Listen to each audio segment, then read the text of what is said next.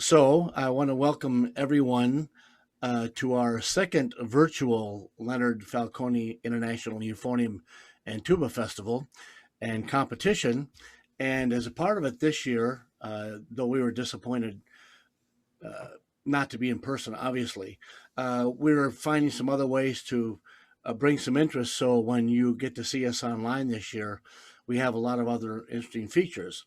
And one of those, I suggested we have a nice visit with a longtime friend of mine, Elizabeth Betsy Raum. Is it okay if I call you Betsy? Yes, it certainly is. And certainly no stranger to the tuba and euphonium world, as she's championed some amazing pieces and has been commissioned by a number of our friends. And But before that, I did find out that she was born in New Hampshire. Is it Berlin, New Hampshire, or Berlin, New Hampshire? I'm not sure I think it's Berlin. Okay, It's not, probably. yeah. And then after everything else, you ended up in Halifax for 30 or 40 years playing No, principal. seven No, years, 7 years. 7 years. And Oh, then, it was Regina, Saskatchewan. You and then spent we moved to Regina. a little bit longer. Yeah. So with Atlantic Symphony as Uh-huh. principal oboe, and then later where we actually met in Regina, Saskatchewan, That's right. because that's where we had, I think it was 2002. No, We had, I said 2000. oh, It 2000. it was Oh, 2000 because John was all excited about, the turn of the century and oh, yeah, yeah, the big double M. that's what it was. Yeah. So eventually I'm going to get something right here. But anyway, and of course we knew about some of your music written for John, and of course recorded a lot of your music, and we've heard of the Persian concerto, and there's Legend of Heimdall, and just all sorts of.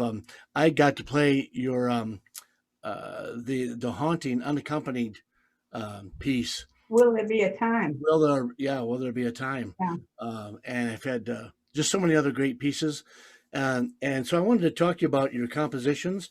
And first of all, I mean, you've written at least four operas that I know about, That's right. Yeah. and probably dozens and dozens of others for every instrument imaginable. I noticed that you called, I think, in one of the Canadian magazines called you one of the most accessible composers because you Yeah. wrote so well for so many things. Yeah. So really feel lucky that you found this relationship with John Griffith, and maybe that helps stimulate some things. Do you want to talk about that a little bit? Well, John was actually right at the beginning when I started composing, which was, I was older at the time. I was primarily an oboist and didn't really think of composing at all. But I wrote some stories and things, and I wanted to do something creative. And I wrote an opera libretto, which my friend Tom Schudel, who was the teacher in Regina, the composition teacher, he was going to write an opera to it, but he never did. And he said, why don't you write it? So that was my start. Wow. John went to the opera and he came away and he said, that was really good. I want you to write for me. And that's when it started. Really, the CBC gave me a commission and John asked me to write a concerto. That was Legend of Heimdall. And was that 1998 Possibly. for the in Riva del Garda, Italy? Did he premiere it then? That no, Heimdall was before that. As a matter of fact, now you remind me, Heimdall, I was still using manuscript. So it was earlier than that. In fact, someday I have to put it into, right now I'm putting my violin concerto into finale, and it's such a chore. But I should put Heimdall in as well eventually. I did put the piano reduction in. You may not know, but my mother was a composer too, Was it and right? Oh, yeah, and she wrote a number of things. And if she studied at Indiana University, we won't get into that now. But she just preferred the manuscript. I have so many manuscripts of her. She wrote an opera called Hollow Men for Blue Lake Fine Arts Camp, but she always talked. She never got into the technology part. She was gone before yeah, yeah. technology hit the fan. Yeah, that's about it. I couldn't, the first thing that I wrote, full piece that I wrote with finale was Riva del Garda for John. And the reason was I just did not have time to write the piece, the pen. And I thought, well, I'm going to give this a try because you can copy and paste. and it does the parts. You know, there were so many touches that would cut the composing time way back. And like if you made a mistake, or if you wanted to add 8 measures, the old way was to cut and paste literally. You took a scissors, you cut some music. My music had little bits of pieces all over the place. And then I would copy it neatly and tidily in pencil and then ink it in. Very laborious. And John kept after me to write for him because he was going to go play for Roger Bobo. And I finally said, okay, I'll do it. But I didn't think I'd be able to do it on the computer. I thought it was too mechanical. But somehow my brain flipped over. And now I don't know if I could do it without the computer. You know, I can kind of think it's like a typist, you know, who writes stories by hand. Then they start, your fingers just go. They are your brains in your hands, so to speak. Sure. Right. And that's what happened. Well, then I noticed, I have to admit I was embarrassed for a piece that wasn't on my radar, right, which was for the conference in Minneapolis in 1998, the Nation. Oh, Nation, yeah. And I'm embarrassed to say that wasn't on my radar. I'm sure that was written for John as well. It was written for John, and I think it was that conference in Minneapolis, right? Right. Yes, I wrote it for that. John was always asking me to write things that he didn't need an accompanist because he did a lot of touring, and he never knew if there was going to be a pianist or if the piano would be good enough to play. So I wrote a number of pieces, including Will There Be a Time, Sweet Dances, Nation, and Secret. Those 2 pieces, now Secret, they were with recordings. Nation had the background, and it was Nation, it was going across Canada is what it was. And I gathered all kinds of sounds for that as well as synthesized music. And then Secret, the same thing. I did that. Secret had a script for John, and he wore a lapel pin when he was doing it. It was much like Will There Be a Time? Will There Be a Time? Yeah. For that too. I should say before I forget the little plug is, all your music is probably available to Euphonium Press or via Cimarron and yes, other places. But for us tuba and euphonium players, all of it. Spots to still find your. All Tuba Euphonium music is with Cimarron or Tuba Euphonium Press. Great. Yeah. There's a lot to talk about, but you've had several notable people in our world commission you for things, and I noticed that Deanna Swoboda has been involved with several commissions, not only solo but some trio. I think something with Doug Yo, a trio perhaps. Yeah. And some other things, and of course Sergio Carolino. Oh yeah. He always says, "Don't call me Carolina."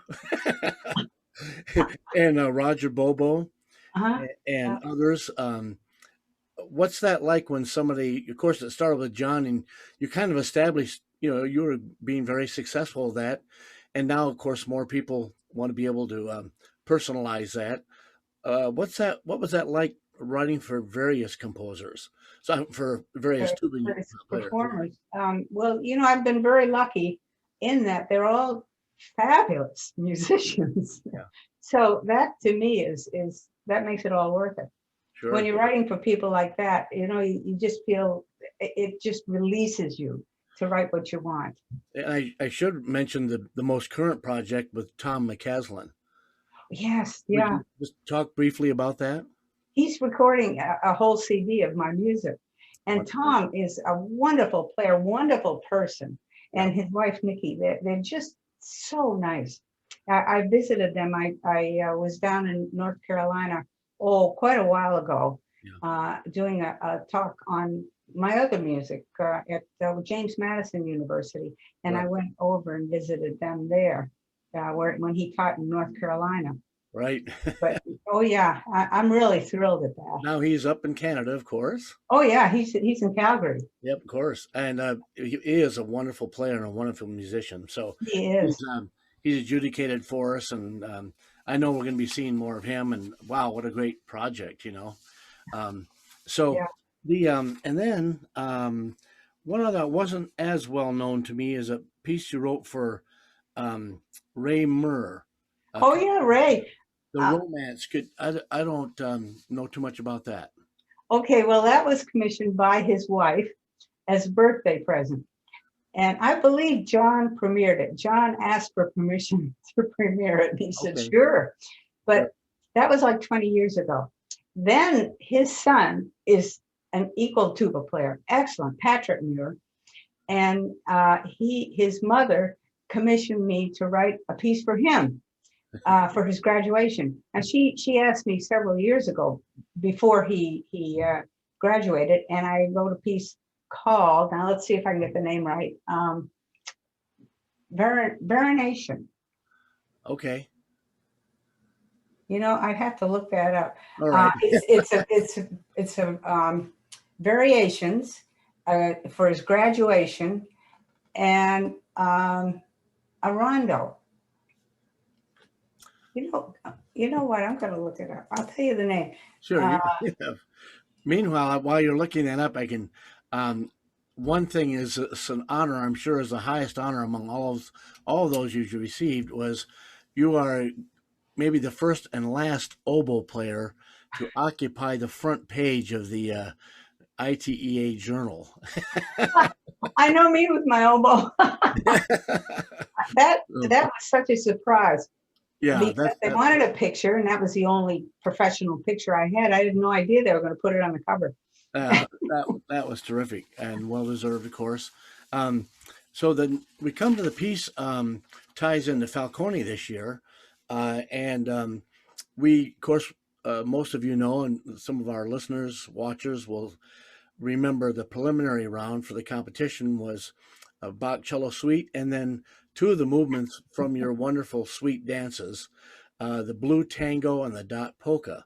Oh, yeah. And I love these pieces, and I've played them for some time, and a former student of mine has recorded these for you, Stephanie Fry Clark. Oh, yeah, yeah.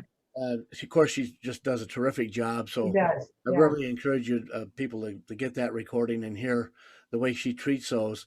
I think what's fun about them, there does definitely seem to be an element of humor, and occasionally pathos, but mostly there's some humorous moments and some lighter things. So I'm really curious about the titles, because you and I have never talked about this. But I played the piece a lot, and I've also just used one or two of the things for little encores, and so it just keeps. I keep using it all the time. But can you tell a little bit about the title and? Sure. Yeah. John. It's all John. I just called it Tango, and they're just plain names.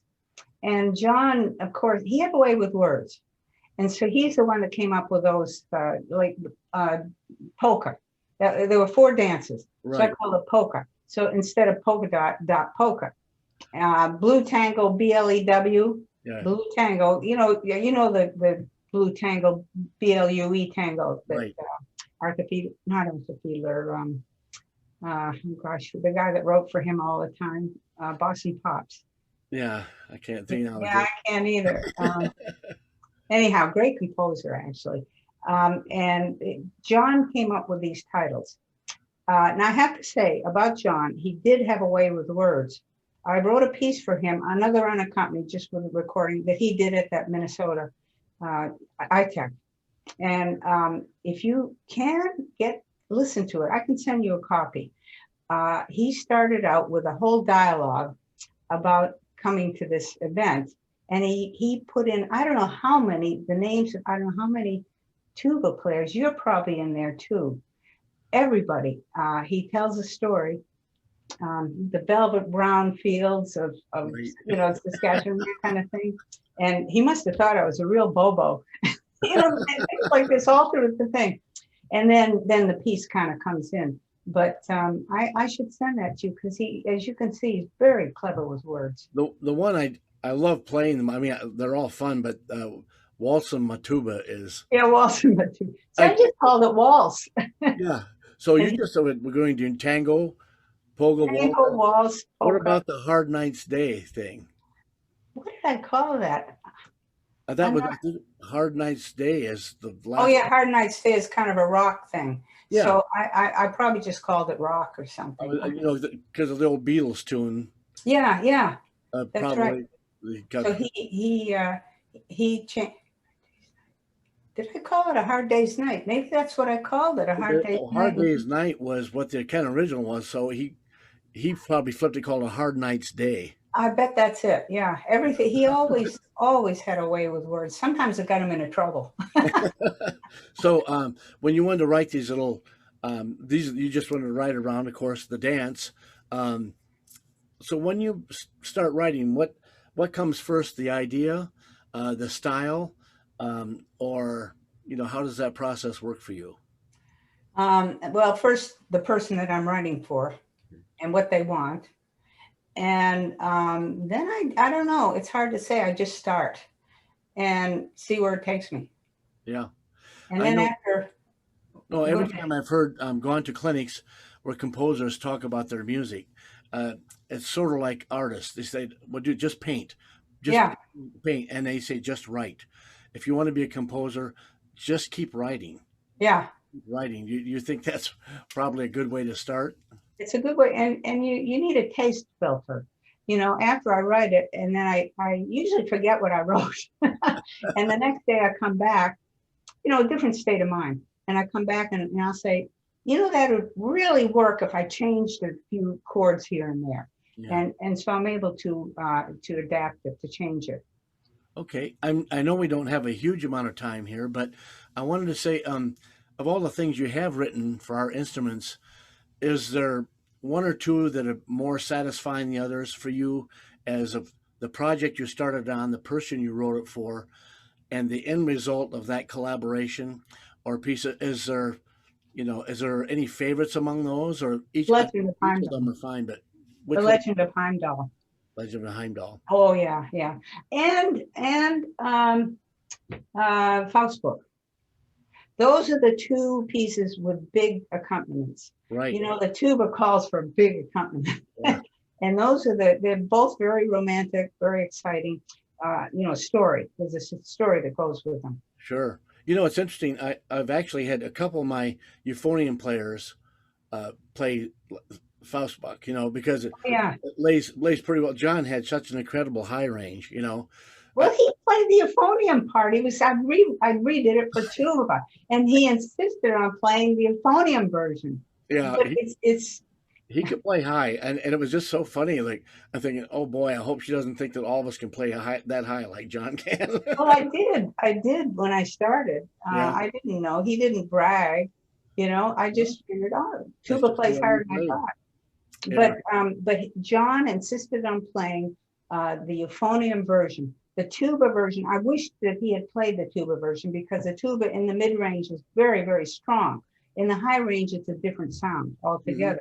And that wasn't the sound I wanted. I wanted the strong sound. Whereas in the euphonium, the high register is strong.